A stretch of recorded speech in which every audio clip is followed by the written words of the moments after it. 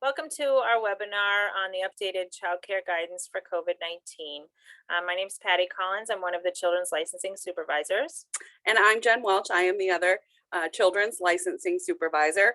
And with us, we have our Medical Director, Dr. Adrienne Carmack. We're going to turn it over to her. Good morning. I'm Adrienne Carmack, and I'm a pediatrician in the Bangor area. And I have been serving as the Medical Director for the Office of Child and Family Services, actually since March of 2020. So I started the job a couple of days before the pandemic hit Maine and have been working with Patty and Jen and the child care team throughout the pandemic to keep you updated on guidances that come from the CDC. So today we really wanted to review some information that came out yesterday. You would have received a memo and lead you through some of the guidance that came from the CDC. So I first just wanted to review that about 2 weeks ago, the US CDC changed the metrics of what we're monitoring and how to really interpret what the risk of COVID is in your community.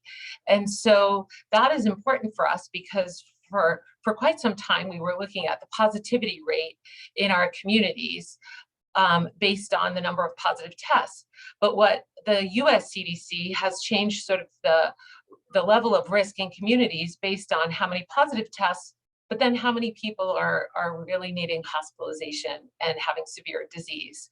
And so that is helpful because, as we know, recently there was a lot of positive tests, but because of vaccines, because of all of the pieces that we're doing to help prevent spread and also treatment, we need to have metrics to help us get back to being able to be in school, being able to go to work, and being able to have our children in childcare.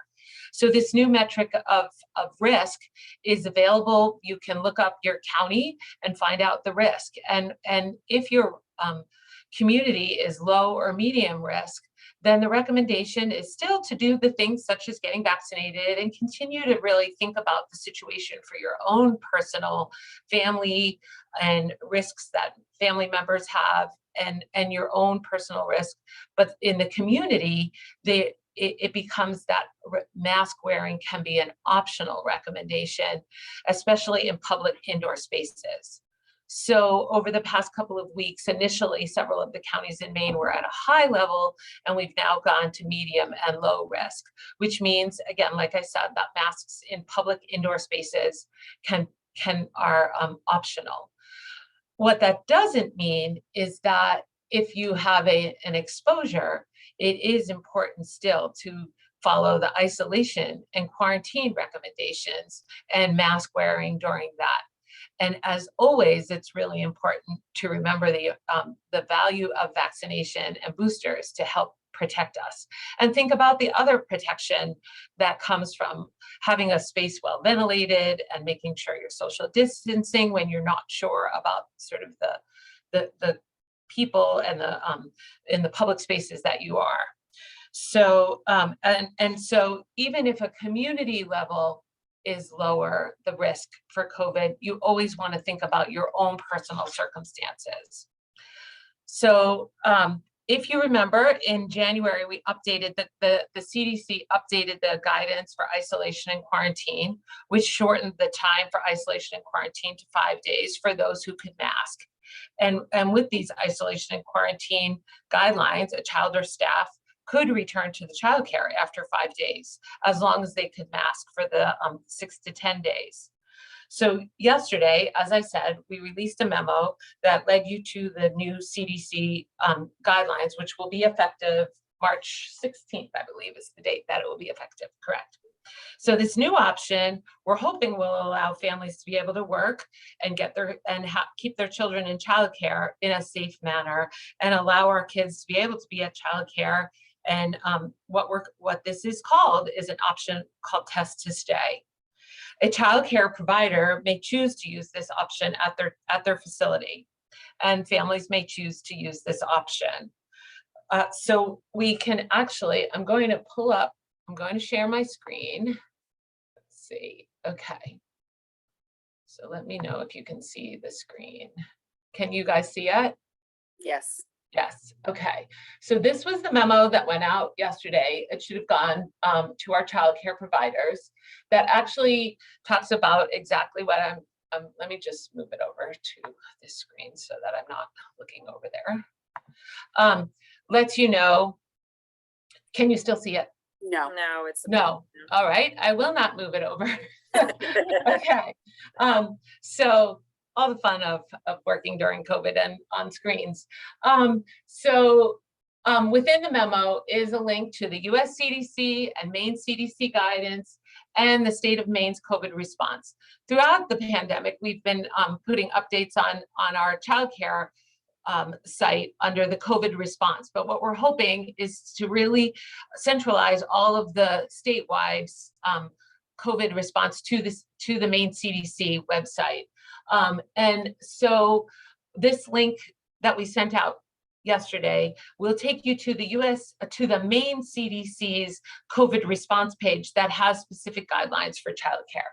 So you can click on it on the document on the word programs, or you can click on the word stay, and that will take you to the actual document. But I'm also going to show you, just in case you want to do it this way, is you can go to the Maine CDC's website and actually click down, and I'm on the page around, so I actually went to the coronavirus page that they have, which if you haven't been to it, it is full of a lot of different information and data. And then we can go to community schools and workplaces, and then scroll down to specifically the guidance for childcare. And it's the latest COVID-19 guidance for early care and education. And this guidance contains the same isolation and quarantine guidance that came out a few weeks ago. I think it was January 26th, that you will be familiar with, and it looks familiar. And so again, it talks about what to do if a child or staff are positive in the childcare. Then you would have isolation, because isolation is what is the process of getting an individual who tested positive out of the facility and hoping to, one, help them to improve and their infection to resolve, but also to separate them from the rest of the group. So we isolate them. Quarantine is the term for separating individuals who are in close contact with someone who tested positive. They themselves have not been positive, but we want to minimize the spread. So again, on this document are the guidelines for isolation and quarantine that haven't changed. So under quarantine, which are the pieces you could have if you were exposed and not up to date. And again, we have a link to what up to date means, meaning fully vaccinated and received the boosters if you're eligible. You would quarantine for the 5 days and then be able to come back to the childcare as if you were able to wear a mask. If you're exposed and up to date on vaccinations, you would not need to quarantine, but you should wear a mask for the full 10 days. What we have added at the bottom, Roman numeral 2, is the test to stay option. And that is what we just wanted to review a few of the pieces of this new option for child care providers to use and it would be working with the families in their child care facility. So for those who are able to wear, who are over the age of 2 and able to wear a mask, if a child is exposed to COVID, they could continue to attend the child care program as long as the child is asymptomatic and that the child has a negative at-home test that they would do on days 1, 3, and 5 after the exposure. So this is a new option that the facilities could use. And then of course, it would be important that the child then do the full 10 days of wearing a mask, but they would not need to test during days 6 to 10. For a child under the age of 2, or for any child that may not be able to wear a mask well, and at this point we know which kids are, there are children that have been able to adapt well to wearing masks, but for some that it really has been a struggle. For this, we're offering also that, again, the child should be asymptomatic, And then the negative at-home test would be done on days 1, 3, 5, 7, and 9 after the exposure. So it's important that these tests happen at home so that if there is a positive test, it's not happening at the facility and then there's more exposure happening. So again, obviously this would involve needing more tests. And so there are more tests available, and one, you can get them through the Project Act, which is through the state and the Rockefeller Foundation. And you can also get tests through the federal government. You can get 8 tests that way. If you got it the first time when you got 4 tests, you can actually apply again for a second set of 4 tests. Then I think there was guidelines on the memo, correct? At the bottom of the memo, let me just go back to that talked about that there will be options coming up for childcare providers to access more tests to be available. And then another option, which is discussed at the bottom of the guidance, is the use of pooled testing. And I know some of our childcare providers have been using pooled testing. So if this is something that you want to consider, the information is included in this guidance of how you could access that through Operation Expanded Testing, which is a federal program that supplies the testing resources and the technical assistance to do pooled testing at your facility. So that was sort of what I wanted to cover, was going through the guidance. And now I will stop sharing. Let's see, to stop sharing. I'm not seeing that. Let's see if I go to this.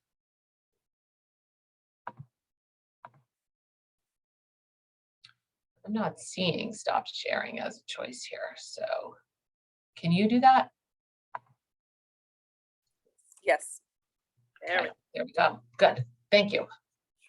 Okay, so Jen or Patty, do you have any questions that you think might be questions that providers might have from this guidance? We do. So the first one is, do childcare providers have to follow the test to stay or the pool testing protocols?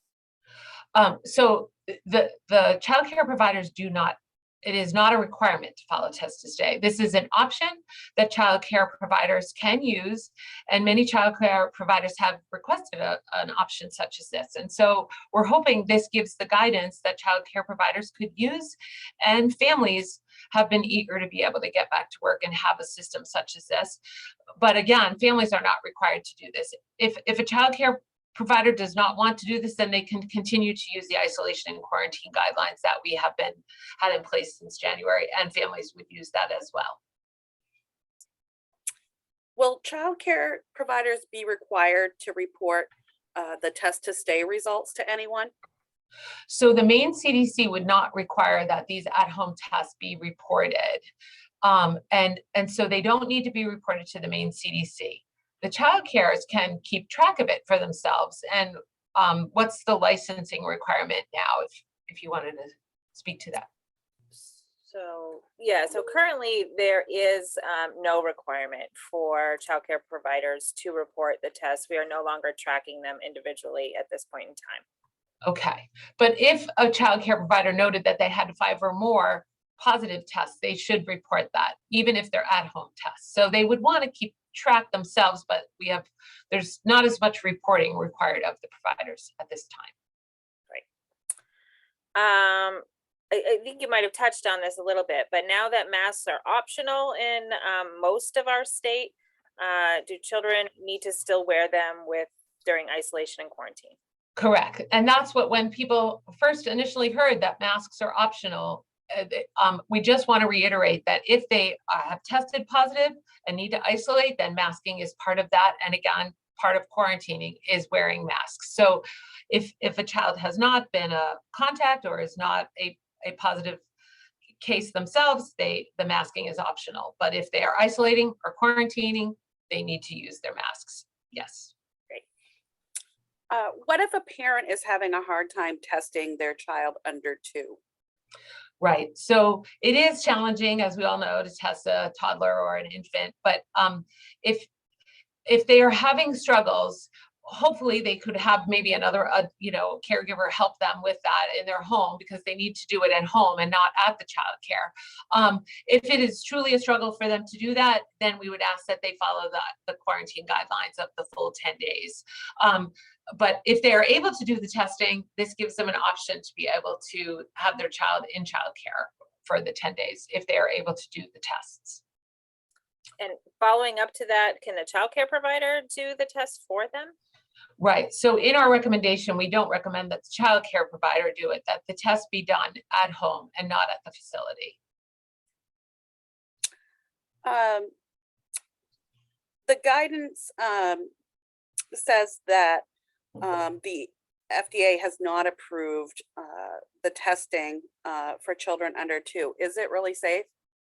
Right. So the at-home tests all have emergency use authorization through the FDA for testing at home for ages 2 and up. But the Maine CDC believes that these at-home rapid antigen tests are safe and effective, even for children under the age of 2.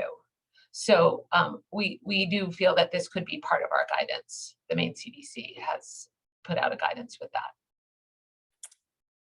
Okay, and if I have questions about, if a childcare provider has questions about the test to stay, who can they call? So it would be great.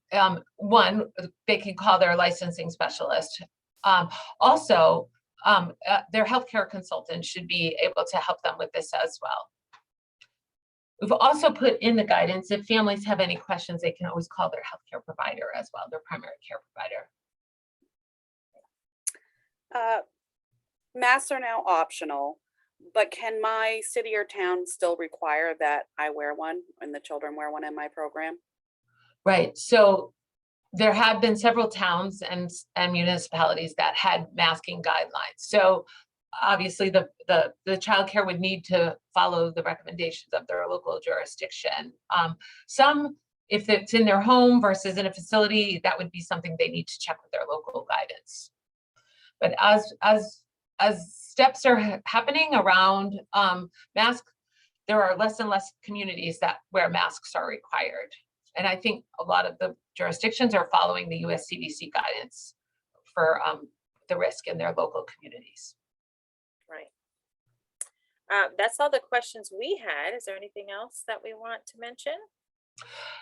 If people have questions, definitely send them, because we hope to be able to address any questions. This is an exciting option, and we realize there may be pieces that are a challenge for families or providers, and we really want to be here to help make it work for families. So please don't hesitate to reach out to your licensing specialist with questions. Great. Thank you. And thank you for all that everyone's been doing through all these 2 years. Yes. Yeah. Thanks. Thanks. Bye-bye. Bye-bye.